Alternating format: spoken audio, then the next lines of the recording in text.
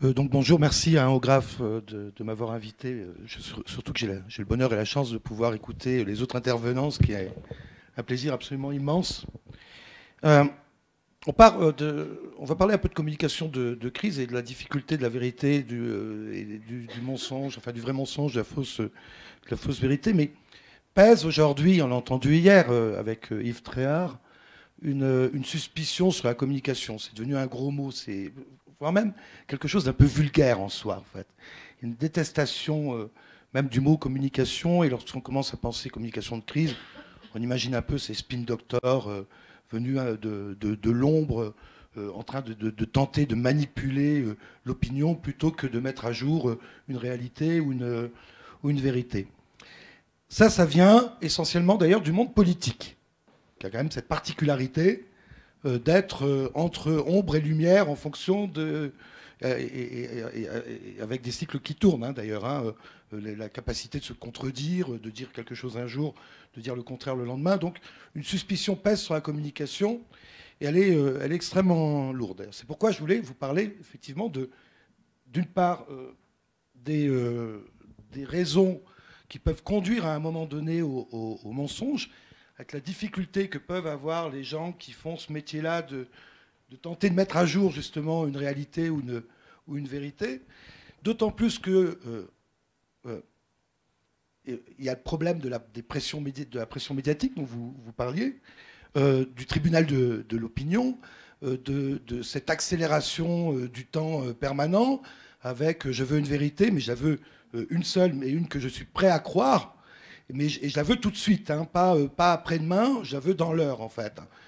Et d'ailleurs, on le voit avec les réseaux sociaux, où on passe d'une vérité à l'autre, d'un mensonge à l'autre, d'une réalité à l'autre, d'un détail à quelque chose d'important, en fait, avec cette déhiérarchisation. Je sais que le mot n'existe pas en français, mais en fait, cette volonté que tout le monde veut aujourd'hui avoir, de dire non, moi je connais la vérité, je sais ce qui est vrai, et je vais vous le dire au monde entier. Ceci dit, après, quand on est en face à un certain nombre d'institutions, il leur arrive de vouloir mentir. Alors, j'ai été rechercher dans le Larousse, hein, je suis un peu primaire, la définition du mensonge, et cette définition, elle est là. Donc c'est l'action de mentir, de déguiser, d'altérer la vérité. Alors c'est intéressant parce que altérer la vérité, ça veut dire que finalement, il peut y avoir une part de vérité qui dans le mensonge. C'est quelque chose qui est extrêmement connu d'ailleurs dans le monde politique. C'est je dis une part de vérité pour pouvoir crédibiliser un mensonge qui peut être parfois assez considérable. Une assertion contraire à la vérité, là on est quasiment dans le monde informatique, et puis plus philosophique, hein, voire théâtral, ce qui est faux, illusoire ou trompeur.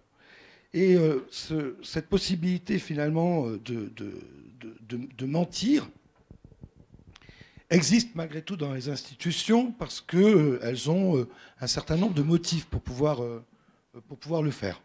D'abord, la vérité est souvent difficile à formuler. Vous l'avez évoqué, notamment sur un certain nombre de procès, en fait. Les gens ne sont pas forcément prêts à entendre la vérité. Madame Domenech, vous en avez parlé hier de façon très, très intéressante et très imagée, d'ailleurs. Mais aussi, alors, je vais rentrer dans l'anecdote. Président de l'Observatoire international des crises, souvent le téléphone sonne en disant, voilà, il y a un avion qui vient de tomber et vous allez analyser la communication de crise. D'abord, il ne demande pas une analyse, mais un commentaire, c'est pas tout à fait la même chose. Ensuite, parfois, c'est assez ignoble, les corps ne sont pas encore ramassés, désolé de vous dire ça le matin, qu'on demande déjà de venir commenter la communication de crise de telle. Et donc, il faut pouvoir s'en débarrasser très rapidement et poliment. Et là, il y a une phrase magique pour s'en débarrasser, c'est dire c'est compliqué tout ça. Je vous assure, c'est très compliqué, c'est beaucoup plus compliqué qu'on le pense. À l'origine, c'est quand même complexe. Et alors là, le journaliste vous dit, vous ne connaissez pas quelqu'un d'autre que je pourrais interviewer éventuellement. Donc c'est là où finalement la vérité étant souvent quelque chose d'assez compliqué, qu'on doit remettre dans un contexte historique par rapport à des éléments que nous ne possédons pas en plus, parce que les crises vécues de l'extérieur, c'est de l'observation, mais on ne sait pas l'ensemble des paramètres qui peuvent aboutir à telle ou telle décision, qu'elle soit juste ou fausse ou erronée. Et donc, ça reste que du commentaire et pas forcément de l'analyse.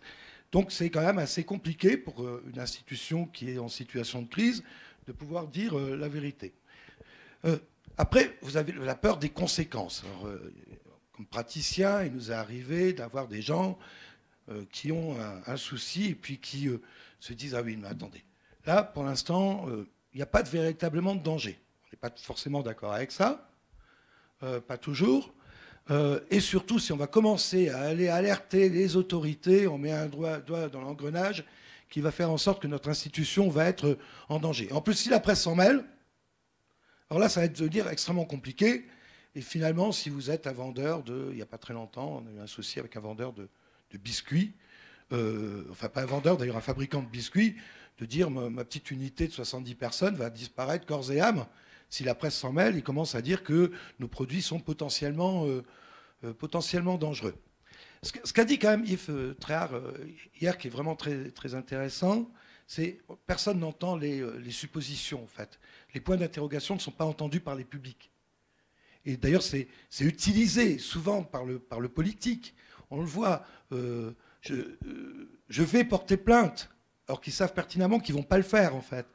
Et ce qui va faire en sorte que ça vient crédibiliser leur version, tout en sachant que 9 fois sur 10, lorsqu'ils disent « je vais porter plainte contre », ils ne le font pas.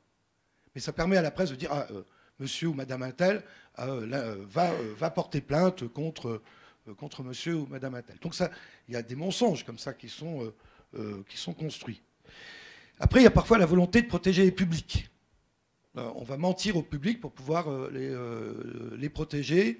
Je pense à des crises qui peuvent être assez considérables, de sorte qu'il n'y ait pas de réaction inappropriée. C'est-à-dire qu'on a encore une tendance à considérer dans un pays comme le nôtre que l'État est tout-puissant et le seul à savoir comment il faut agir. Ceci dit, dans les situations de catastrophe, on s'aperçoit qu'il y a des prises en main par les citoyens de base qui font une partie du travail, en fait. Et au lieu de les associer, on a tendance à vouloir les disqualifier de la capacité à gérer la crise. Et pour les disqualifier, notamment, on ne va pas tout leur dire. Donc c'est un motif du mensonge. Donc cette volonté de protéger. En plus, elle part du bien, en fait. Vous savez, le bien, le mal. Le bien, c'est je tente de protéger, donc j'essaye de faire le bien, ce qui va justifier mon mensonge. Donc il y a cette possibilité-là également. Plus léger, parce que parfois la vérité est insipide.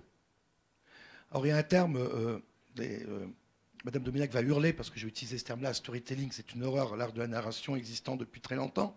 En fait, c'est Apple qui fait croire qu'ils ont commencé dans un garage, qu'ils n'avaient qu'une pomme à manger, et que ça devenait beaucoup plus sympa que la réalité, qu'une description de quelque chose qui est quand même une aventure assez extraordinaire, sur les débuts de la micro-informatique, mais d'arriver à créer une fable, une légende autour de cette création-là, c'est beaucoup mieux que la vérité insipide du quotidien, des difficultés qu'ils ont pu rencontrer. Et donc, il y a cette volonté-là, dans les relations publiques, de raconter de belles histoires. Assez curieusement, d'ailleurs, tout ça part d'un livre qui n'est pas forcément très savant sur la narration, qui s'appelait Storytelling, qui a été écrit par Salmon, oui, et qui dénonçait le storytelling. 6 mois après, vous n'aviez plus une agence de communication qui ne se disait pas spécialiste de la narration.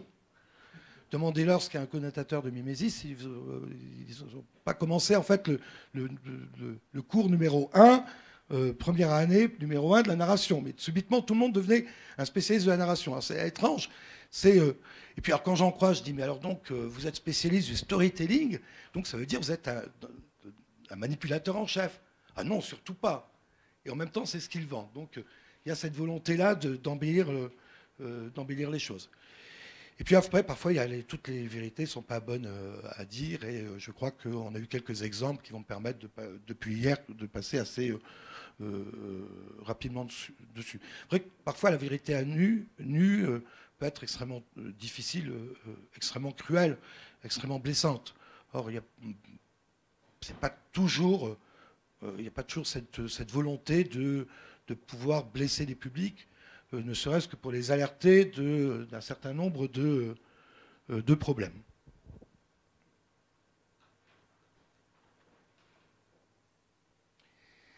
Alors, le mensonge en soi est un acte. Alors, je ne parle pas de on se trompe.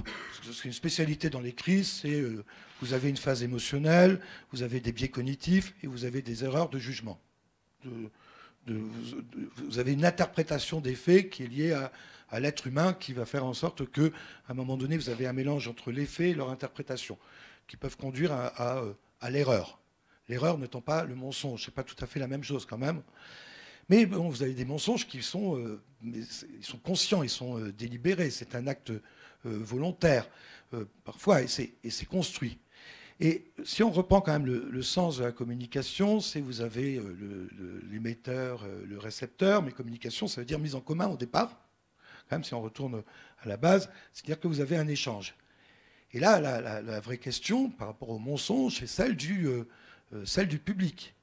C'est-à-dire du récepteur, que je n'appellerai jamais cible, parce qu'on comprend pourquoi on déteste les communicants, à force de prendre les gens pour des cibles. Forcément, ça devient délicat. Oui. Et le vrai mensonge, alors on dit qu'une vérité, c'est un mensonge qui a réussi. Hein, et le vrai mensonge, c'est quelque chose qui fonctionne lorsque le récepteur est d'accord avec le mensonge et vient même co-construire le mensonge. Pourquoi? Parce que d'abord, ça lui paraît, hier c'était très intéressant, entre la vraisemblance et la vérité. Parce que c'est une version qui lui paraît beaucoup plus vraisemblable. Assez curieusement, en situation de crise, on dit, dites-nous, par exemple, pour un banquier qui aurait fauté, dites-nous la vérité, soyez transparents, c'était le thème de l'année dernière, mais dites-nous la vérité, dites que vous êtes des voyous. C'est la seule vérité que je suis prêt à entendre, en fait. Donc, à partir de ce moment-là, ça devient un peu compliqué. Et donc, le public devient complice de la construction du mensonge, parce que ça leur paraît infiniment plus vraisemblable. Également, ça peut arranger par rapport à des convictions.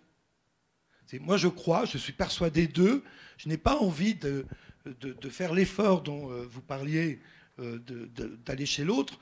J'ai envie de bien rester chez moi, dans mes pensées, dans mes convictions, dans mes croyances. Et ce mensonge-là m'arrange, en fait.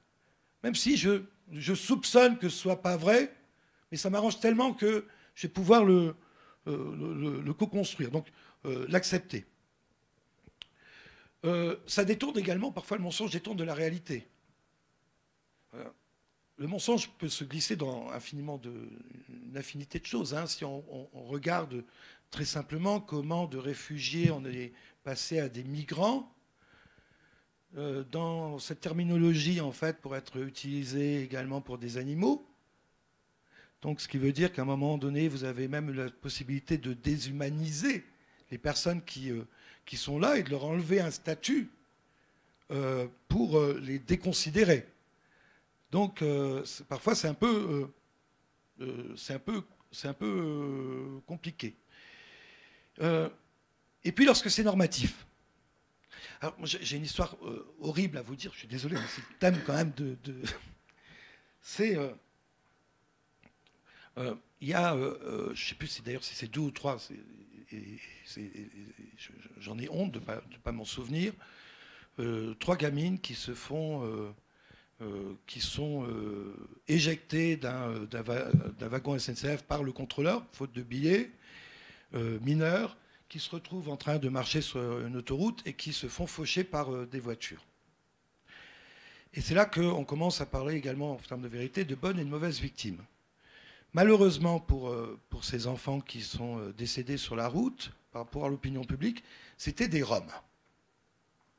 Et à partir de ce moment-là, moi j'ai la chance d'habiter en Corrèze, donc je vais boire une bière au café d'à côté, et donc ça me permet d'entendre beaucoup de choses en fait. Et puis je commence à évoquer cette affaire-là. Ah oui, mais non, c'était des adultes.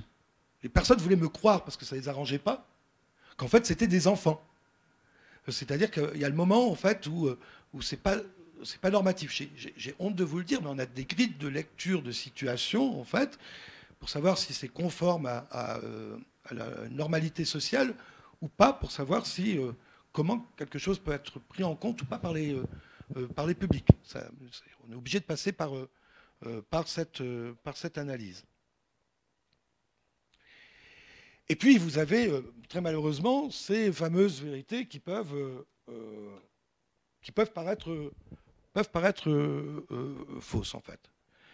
C'est, à un moment donné, l'industriel, multinational de surcroît, soit au CAC 40, soit l'immense industriel, qui aurait raison face à des écologistes. Forcément, ils sont vus comme des monstres dont le seul objectif, le seul but, c'est de faire de l'argent. Et à partir de ce moment-là, personne n'est prêt à les croire, y compris s'ils sont en train de dire une vérité qui peut être parfois importante pour la société d'ailleurs. On est en train de se tromper sur telle chose, notamment nous sommes accusés de telle chose, mais en fait la réalité se situe ailleurs, et c'est là qu'il faudrait agir, mais ils ne peuvent pas avoir voix au chapitre, même si ça permet d'avancer. À chaque fois qu'une version n'est pas conforme aux attentes du public, on l'a dit tout à l'heure, donc quelque chose qui est vrai. On parlait de tribunal de l'opinion, c'est et là où vous avez été rassurant, c'est DSK condamné d'avance pour proxénétisme en fait. La version inverse n'était pas conforme aux attentes du public, même si la presse finalement a réussi cette fois à faire quand même un effort en avouant que tiens, parfois la presse avoue, c'est comme quoi le lapsus c'est que le juge pouvait avoir raison, parfois, même s'il est manipulateur. De la presse. C'est pour ceux qui ont suivi hier, mais c'est... Après, vous avez le degré de maturité des publics par rapport à des choses qui sont extrêmement compliquées, qui peuvent être extrêmement techniques. Regardez le changement climatique, plus ou moins perceptible. Et donc, tout le monde n'est pas forcément prêt à entendre, d'autant plus qu'il y a une erreur absolument fabuleuse, c'est qu'il y a eu cette date de 2050. Comme si jusqu'en 2050, ok, on peut rigoler, on fait tout ce qu'on veut, et puis dans la nuit du 31 janvier du 31 décembre au 1er janvier, le monde allait changer. Et alors, comment aller se projeter dans 2050 ? En 2050, ma fille qui est présente dans la salle sera plus vieille que je le suis aujourd'hui en 2050. Donc on a du mal parfois à se projeter. En plus, vous avez effectivement des batailles d'experts et... Bon, je sais bien qu'après, certains peuvent se prendre pour Galilée, c'est-à-dire avoir raison avant tout le monde, mais je crains que les experts aient raison et que le réchauffement climatique soit quelque chose en cours, même si, attention aux effets de banc de poisson, il faut toujours quand même un débat contradictoire parfois. Mais par rapport à nos changements comportementaux et par rapport à notre confort quotidien, d'aller faire des efforts particulier pour quelque chose qui nous paraît lointain et imperceptible, alors que, on l'a bien vu hier, même des gens qui sont à 50 km de Fukushima et qui ont des retombées et qui ne doivent pas pouvoir manger du poisson tous les jours en fonction du taux de radioactivité et autres, n'arrivent pas forcément à prendre conscience d'un événement qui peut être grave. Culturel, lui, on l'a dit, parce que finalement, ces migrants, c'est qui sont des étrangers. L'étranger, donc il y a l'altérité qui vient jouer là-dessus, avec toutes les difficultés finalement. Pour une opinion également qui est soumise à des flux et des reflux d'images permanents, c'est-à-dire une saturation permanente de l'image, où on passe d'une émotion à l'autre. Et je peux vous dire qu'en communication de crise, dire la vérité est de plus en plus compliqué, surtout si elle est insipide. Donc cette volonté de passer d'une émotion à l'autre, d'une information qui soit du divertissement autant que de l'information. Rappelons d'ailleurs qu'on appelle les sciences de l'information et de la communication, c'est pas pour rien. Je ne suis pas certain que les médias aujourd'hui ne communiquent pas plus qu'ils informent. Notamment si on parle d'ailleurs des rôles d'experts, vous verrez que d'une part, ce sont des experts qui sont un peu toujours les mêmes qui vont parler dans les médias, qui sont des gens qui vont vous dire des choses extrêmement simplistes, mais qui vont très bien le dire. Ou alors, pire, vous avez l'expert journaliste, en fait, donc qui tourne en boucle, avec toute la difficulté derrière de pouvoir s'immiscer en disant coucou, c'est ma crise, j'aimerais bien qu'on puisse en parler un peu plus savamment. Après, vous avez loin des yeux, loin du cœur, quand quelque chose est très lointain, on n'a pas accès à cette vérité qui est lointaine. Pour prendre un peu de profondeur de champ, c'est la difficulté d'accès à cette vérité. Ça a été le début de la révolution échouée en Syrie, où il y avait, par exemple, extrêmement peu d'images. Ça a été évoqué hier, l'absence d'images des goulags. D'ailleurs, la difficulté que les gens ont pu avoir de croire au tout début ce qui s'était passé dans les camps de concentration, tellement ça paraissait inimaginable, et l'absence d'images a fait en sorte que, plus ces silences, on fait en sorte que cette difficulté-là, cette vérité-là n'était pas forcément accessible immédiatement. Je suis en retard aussi. On va conclure, on va conclure très, très rapidement avec 2 points. En plus, il y a l'esthétisation de la réalité. Et là, je remercie Umberto Eco parce qu'il a travaillé dessus, notamment sur la guerre du Golfe, avec pas une goutte de sang, en fait, avec ces images qui étaient des images de jeux vidéo. Et avec une question aujourd'hui, est-ce que tuer par drone, c'est tuer pour de vrai? Parce que vous n'avez pas l'accès à cette réalité. Et il y a une dizaine d'années, j'avais été invité, pareil, à une conférence à parler dans le cadre de la base de, je ne sais plus, qu'il faut des hélicoptères de combat. Et le général disait, oui, on est obligé de leur expliquer que ce n'est pas un jeu vidéo à nos pilotes, à nos jeunes pilotes, en fait. Et d'avoir des entraînements spéciaux pour qu'ils s'en rendent compte. Parce que tout ressemble à des jeux vidéo. Et puis, je vais passer très rapidement sur... La vérité, elle est complexe, en fait. C'est l'expression d'une réalité.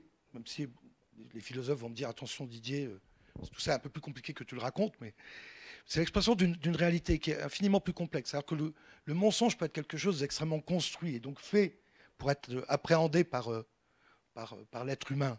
Donc il y a une perfection dans le mensonge qu'il n'y a pas forcément dans la vérité. Et en tout dernier lieu, je voulais vous montrer une image. Ça, c'est fait par quelqu'un qui s'appelle Johnny Maroon, qui fait partie de mon équipe d'ailleurs, et qui est à côté des activités artistiques, et qui est libanais, et qui en avait marre de dire on voit des morts, mais plus personne n'arrive à comprendre ce que ça signifie. C'est-à-dire qu'à force d'avoir des images terribles, on finit par ne plus les comprendre.